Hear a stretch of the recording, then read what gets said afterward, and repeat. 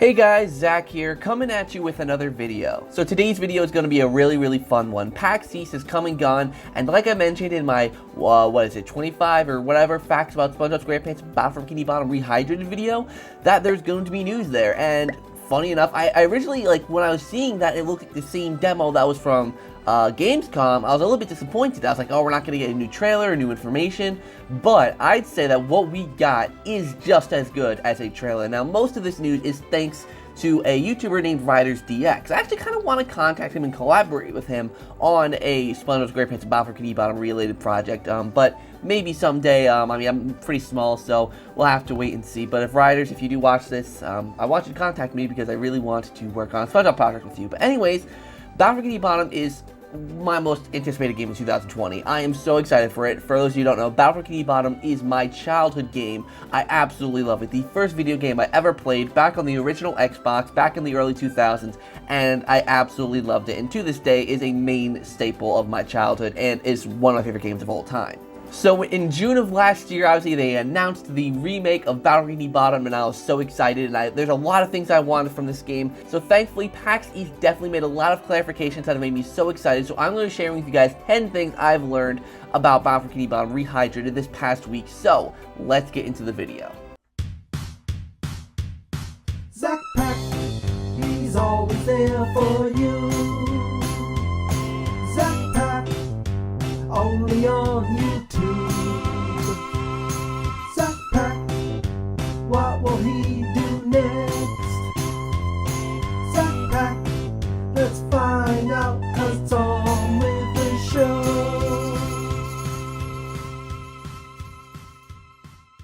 So first of all, RidersDX is where most of this information has come from. If you haven't checked out his channel, and if you love Battle for Bikini Bottom Rehydrated, definitely check him out.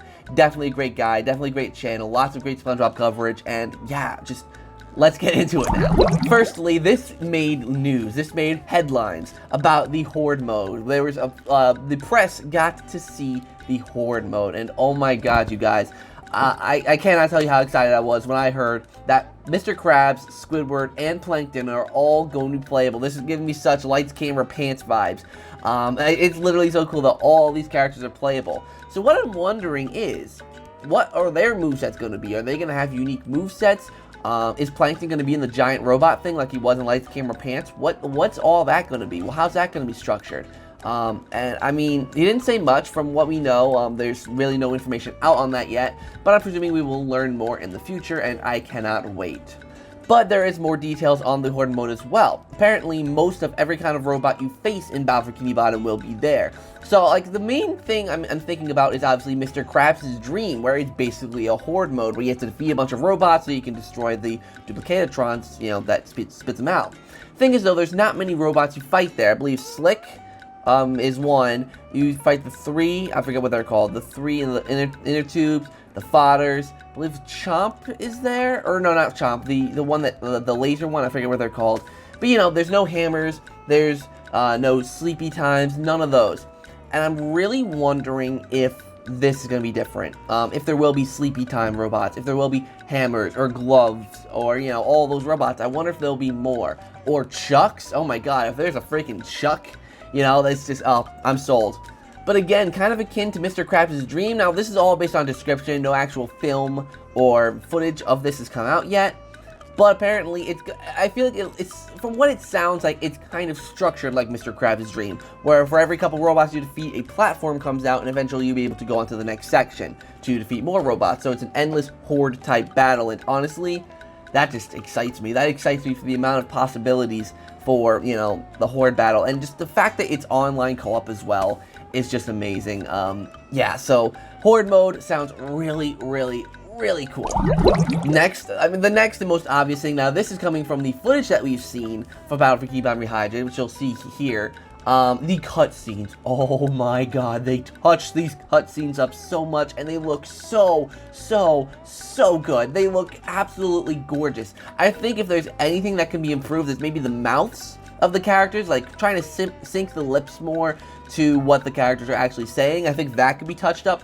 But other than that, I think most of the cutscenes that, like, you know, involve, you know, the characters talking, all that, I think they look superb. Obviously, they can use some touching up in some areas for the final build of the game, but for where the game's probably at now, I think these cutscenes look amazing. And I really hope they build off of that and just make every single cutscene that fluid, that good looking, just that expressive overall. You really see an expressive nature to the characters, and it just looks amazing. Next up is the bungee hook. Now, from what we've seen of this is also in the new footage. To me, it relatively looks a little bit unfinished. There are a lot of things that just didn't look right about it. Just the animation of SpongeBob going down and attaching to the bungee hook, it didn't look quite finished. It looked a little bit rough. But just knowing that, you know, just seeing it happen for the first time is just so cool, and it brings you back to Battle for Bikini Bottom, you know, and just doing that for the first time. I really hope they give SpongeBob the weird noises he makes when he goes down, because in the video it's completely silent. SpongeBob doesn't do his weird scream. But yeah, the bungee hook looks great. Again, it could be topped up, finished off, you know, a lot more detail should go into the animations a little bit. It just looks unfinished, but it looks cool, it looks great. I can't wait to see more of that. To me, one of the biggest things from this whole entire thing, again, this is from Riders DX, is that we might actually get new levels. We might actually get new additional story content. To me, I thought it was literally just going to be copy and paste of what Battle for Bikini Bottom was, with just some, like, you know, touches up, because we knew from Horde Mode, I guess it's something I actually forgot to mention in the Horde Mode section, that Robo Squidward is going to be in the Horde Mode. He's not going to be in the story mode, he's going to be Horde Mode exclusive, which I'm fine with. I'm completely fine with that. But apparently, we might also be getting new levels. There might be some sort of lighthouse kind of level, which I think is interesting. You know, because I believe there's a lighthouse section in Downtown Bikini Bottom's level, so I'm wondering, like, what the difference there is going to be, or if there's just something completely different there. But nevertheless, just the possibility of having new levels, and apparently 10 minutes long for these new levels, I'm excited for that. I'm excited for the possibilities of new Battle for Bikini Bottom gameplay. I want a Battle for Bikini Bottom sequel, a true sequel. I wasn't a huge fan of Truth or Square, so I don't really consider that the true sequel of Battle for Bikini Bottom. So I really want a good sequel, but these new levels and new content that's being added, possibly, to Battle for Bikini Bottom Rehydrated, to me, it just adds so much, and it makes me more excited, because it makes me think, like, you know, because I originally going into it, I'm like, okay, it's Battle for Bikini Bottom, it's going to be completely refreshed and new, and, you know, I'll just love it because it's Battle for Bikini Bottom. But if there's new content, oof, that's gonna rub my fur in all the right places. Okay, so this was an interesting tidbit that's both from Riders DX and Beta 64. Apparently, that release date leak that THQ Nordic or Purple Land, don't remember which, said was false that came from Nintendo, actually might be true. That just is, whoa. I have multiple different feelings on this one. Because of the fact I want this game. I just want this game so badly. You know, like, to me, there's nothing looking great for this year from Nintendo. So if Battle for Bikini Bottom Rehydrated comes out the first half of the year, count me in. That's only 2 months away. Think about it. That's 2 months away. But that's where the other issue comes in. That's only 2 months away. Can Purple Lamp really fix up all the little issues that the game has in 2 months? Maybe a month and a half, considering the fact they have to package the game and ship it to the distributors and all that? Like, that's a lot of crunch time. I would prefer the game come out later if that means a better product. I don't want to have to deal with day one patches or patches a few weeks in because of some bugs in the game. I want the game to come out good. Luigi's Mansion had a lot of bugs in it. It made me wish that there was more time and effort put into dealing with the bugs in the game. So, overall, I really am excited if this game does come out in May, because I'm sure they wouldn't give us a completely unfinished product, but I want to make sure the game gets the level of polish that it needs to do well. So, yeah, release date being in May, I think it was May 24th, sounds great, but I really hope that they are actually able to fix the game up in that time. This is something I'm thankful I saw. This is one of the first things I noticed when I was watching some of the gameplay footage. They had changed the Tiki colors of the main wooden tikis. Thank God. You know, like, the main, like, some people were like, oh, you know, the red and yellow is cool. Like, I didn't mind the colors as, you know, just conceptually, but I did when I was thinking of the Thunder Tikis. I think the Thunder Tikis need those colors to stand out, you know, because they're Thunder Tikis. You know, in the original game, they were bright orange and yellow, or red, or whatever it was. No, it wasn't orange. I think it was red and orange, actually. to show you that these are the Thunder Tikis. You don't want to mess with these. And then the wooden ones just look like plain wooden ones. So I think differentiating that definitely is good, and I'm happy that they did it. I'm just happy the Tikis are the original colors. Yeah, I don't think we've seen the Thunder Tikis yet, in gameplay at least. So hopefully we learn a little more about those. But yeah, the regular stone or the regular wooden Tikis look pretty good. Yeah, I think it'll look good. So apparently, again, this is from Riders DX. Apparently, you know how in Bikini Bottom, when you pause the game, you get to select your golden spatula and where it's at, whatever. Apparently, they completely changed that. Apparently, it's a map system now, to where you select your level via a map. And again, I think that's kind of a throwback to Lights, Camera, Pants, where, you know, you saw where you were going on a map. You know, I kind of think it's a throwback to that. It's pretty cool in my opinion, but I like it. I think the one thing I hope that they do is make it so that you can select your golden spatula, which mission you were going for. So let's say you're looking at the map, you see Jellyfish Fields. Let's say you want to get this golden spatula for defeating King Jellyfish. Or I don't think you got a golden spatula from him. From going down the slide, right? I think it's going down the slide you get a golden spatula for. Maybe you missed that earlier, somehow. So you can go click on Jellyfish Fields, and then all the golden spatulas will pop up, and you'll see the empty one. You can go right to that mission. I hope they do something like that. But nevertheless, yeah, it's really cool. Apparently also, this is where one of the earlier points comes in about new levels. Apparently that lighthouse has a prevalent theme on the map, so I don't know, we could get more levels. To me, like, I'm trying to think of a level that really associates itself with a lighthouse. The only thing I can think of is Mrs. Puff's boating school. That's the only thing I can think of that hasn't already been done, because I think Mrs. Puff's boating school has like a lighthouse kind of thing to it, right? Or am I completely off there? I don't know. If I'm wrong, then I'll correct myself. If I'm right, then I'll put a picture on the screen showing what I mean.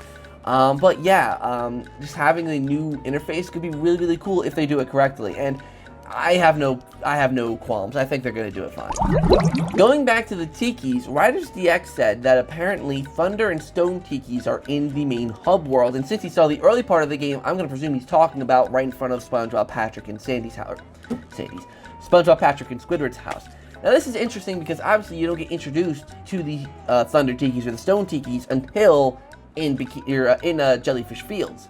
You know, so it's like, how are they going to have a Tiki that they haven't shown off yet in a level that obviously, you know, is coming up? How are they going to have that in the hub world before you get to that point? So I think that's a part where I'm like, you know, and the main reason I bring this up, because I know it's a small detail, but that could just mean changes to the hub world in general. Like, I mean, he said they kind of looks the same, but having those little details that are changed could lead to different puzzles, different things to do in the hub world, all that kind of stuff. It's just, I don't know, they could do something different. Again, it's a small detail, but they could do something with it. So another thing that's kind of small, but I think could mean a lot more in the grand scheme of things, is that Jellyfish Caves is apparently completely different visually. Of course, it's structurally the same. It's the same as how you played it before, of course. But apparently they visually changed it to be a little more energetic and less dreary. And I think it could work. It could be really, really cool. But what I'm wondering is, what does that mean for other levels? And the two that pop into my mind are, obviously, Kelp Forest, as well as Flying Dutchman's Graveyard. You know, those two are relatively dreary, drabby levels. I really don't want them to change Flying Dutchman's Graveyard that much. I want that to stay kind of how it is, because I like the overall vibe of it, because Flying Dutchman's green, it's a very green level. It makes sense. Kelp Forest, I don't like the design, or I don't like the look of Kelp Forest. It just looks kind of bleh. But I think that's kind of how Kelp Forest is meant to look, because it's dark, it's foresty, it's supposed to be confusing, it's supposed to be like that. So I think in terms of a game, it doesn't really work, but I hope that Purple Lamp does something too. I want them to change it, but I don't want them to change it so much to where it's so visually different, to where it feels unfamiliar. I think it should still be dark. I think it should still be confusing and all that. But I think that they should definitely make some changes to it to make it a little bit better. And lastly, we see the memes of SpongeBob, and apparently Patrick also does his face as well from the SpongeBob movie. And these are obviously pointing towards Easter eggs from newer SpongeBob. I wonder how new they're going to go, because of the fact that all these SpongeBob locations are obviously older. So it makes me wonder how they're going to incorporate new SpongeBob Easter eggs. But I guess they could do that in their idle animations and all that stuff. So I think that, you know, it'll look really, really cool having some of the newer SpongeBob fans be able to relate to some of the stuff. Hopefully it isn't some of the really weird SpongeBob humor that seems to be present nowadays, you know, like almost gross humor. You know, I hope it's more of the subtleties of SpongeBob, like how it was in the old SpongeBob, where the humor was a little more subtle, a little, almost not edgy, but like, just a little more refined than the super slapstick gross humor of newer SpongeBob. So, I don't know, because I think having the two humors in the same game as prevalent as each other could really give the game an identity crisis, like which audience is trying to please. So, hopefully they try to integrate it enough to make it fit in with the older SpongeBob humor, while also giving the newer SpongeBob fans something to be like, oh, that's a reference to such and such episode. So what do you guys think? I think Bikini Bottom Rehydrated looks absolutely great. It's definitely going to be my favorite Switch game. Yes, even above Luigi's Mansion 3. I think it looks great. I think it looks amazing. I can't say enough good things about it. So what do you guys think? What do you guys think of Bikini Bottom Rehydrated? How do you think it looks? Make sure to let me know down in the comments down below. Make sure to like, comment, and subscribe. It'll help me out. Make sure to hit that bell so you're notified when I upload. And also make sure to check out the merch store. I've added some new things in there recently for Luigi's Mansion 4. People who want to back the project a little bit more. So definitely go check all that out down in the description down below. And until next time, guys, I'll see you all in the next video.